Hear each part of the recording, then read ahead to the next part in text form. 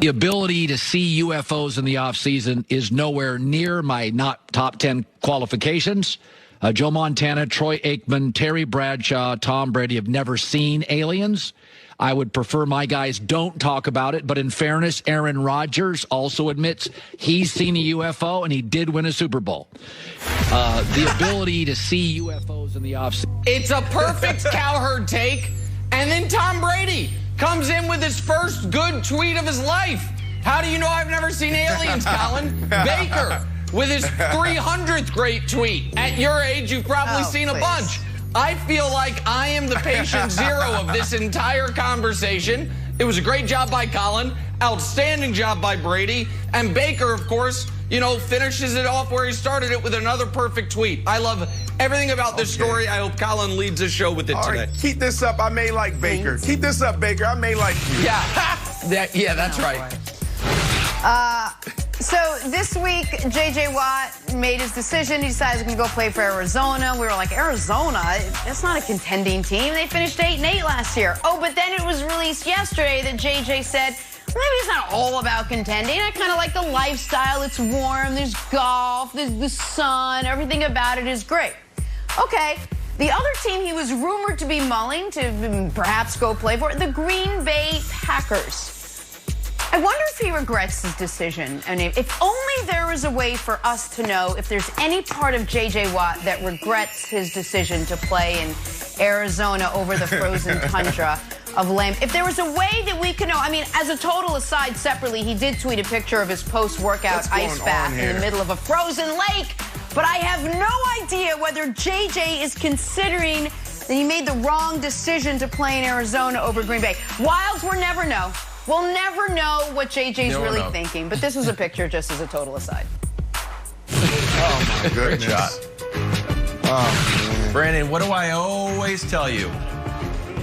Ball security is job security, yours and mine. And that includes foul balls. Includes foul ball. Take a shot.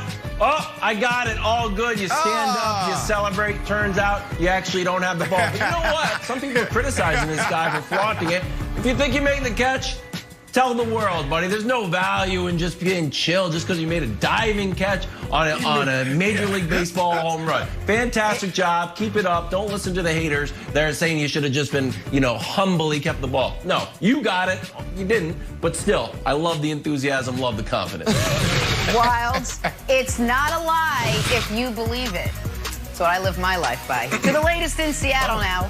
We know Russ is frustrated. We know he's listed teams he'd be willing to play for. But up till now, we haven't heard much from the Seahawks themselves, except that they're getting annoyed with how Russ is handling all this. Well, now a report that the Seahawks are actually taking calls on a Russell Wilson trade. What is happening?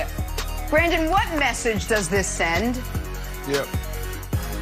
Woof. All right, well, first, this isn't unfamiliar territory for the Seattle Seahawks and the Russell Wilson camp.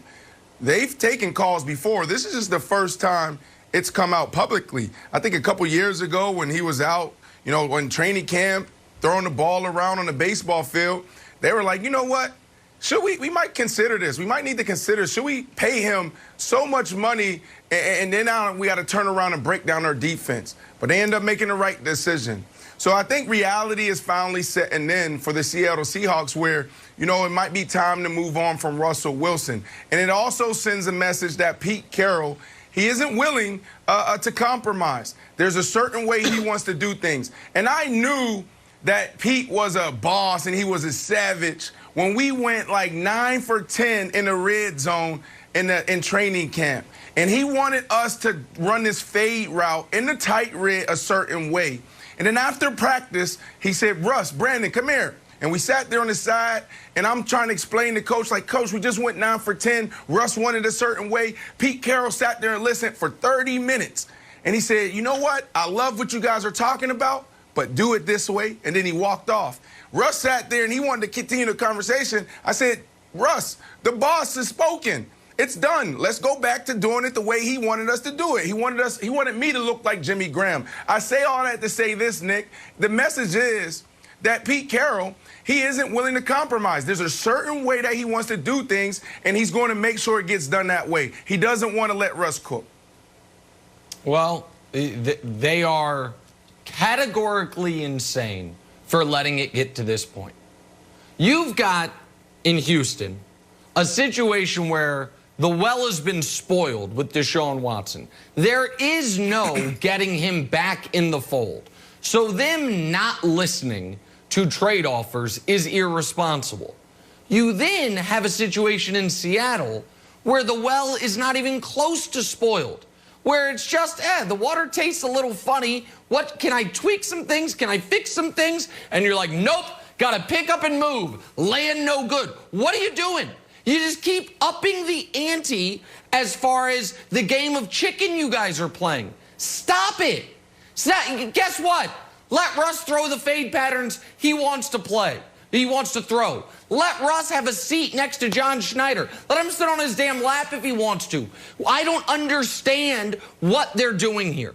It's as if they think Russell Wilson is doing them a favor by giving them a possible out. I am not here to say, Wilds, that Russ has handled this perfectly or that Russ is the perfect football player. Neither of those things are true, but neither of those things are relevant because the Seahawks and Schneider and most notably Carroll evidently do not believe that without Russ, they become irrelevant. I am here to tell you, without Russ, you become irrelevant. And Pete Carroll is not Sean McVay. He's the second oldest coach in the NFL. How much long is it going to take for Carroll to rebuild the Seahawks? And I'll bet you this much. I'll bet you Russell Wilson's playing quarterback in the NFL longer than Pete Carroll's coaching in the NFL. I'll bet you that. So I don't know why Seattle is entertaining this, and I don't know, Wilds, why Seattle hasn't fixed this. So I agree with you 100%. I'm shocked that Seattle is entertaining it. I think you can just look over at Bill Belichick and Tom Brady. It's like, what happens when we lose an elite quarterback? You go 7-9 and no one cares about you. But I also don't think they're a bunch of fools in Seattle. So I did a little brain exercise with our trusty, rusty researcher, Dusty. And what could they possibly be thinking?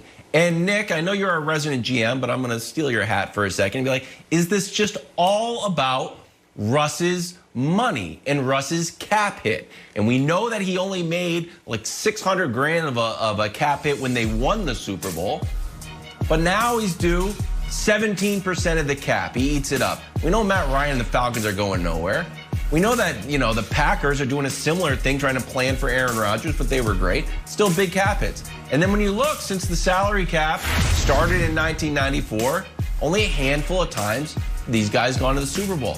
Now look, I think they should keep Russ. Nick, as our resident GM, do you think that Seattle is looking at these graphics and being like, look, the numbers don't lie. He's not Tom Brady. We won the Super Bowl when he was making about $1 million.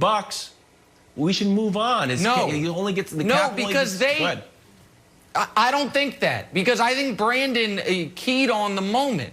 If that's how they felt, then they should have traded him 2 years ago before they gave him the money. His value was just as high as it is now. If they felt like this is going to be Lamborghini prices and we're going to treat it like a four-wheeler, well, then just get 7 four-wheelers. And so once they paid him, they said, we're fine with this. And I don't think it's about the money. I think it's about power. I think it's about the amount of power they will or will not give up, Jenna. All right, let's take a little turn, play drawing a blank. A report came out that Russ kind of likes the idea of playing for the Chicago Bears, citing their emergent offensive line, the head coach Matt Nagy, the Chicago market. So let's just play this out. Assuming that he does get traded, assuming that for whatever reason the Seahawks decide they want to move on from Russell Wilson. Russell Wilson on the Chicago Bears, Brandon, would be blank. Woo! Legit contenders. And Nick, you can bet on them again. I know you like this.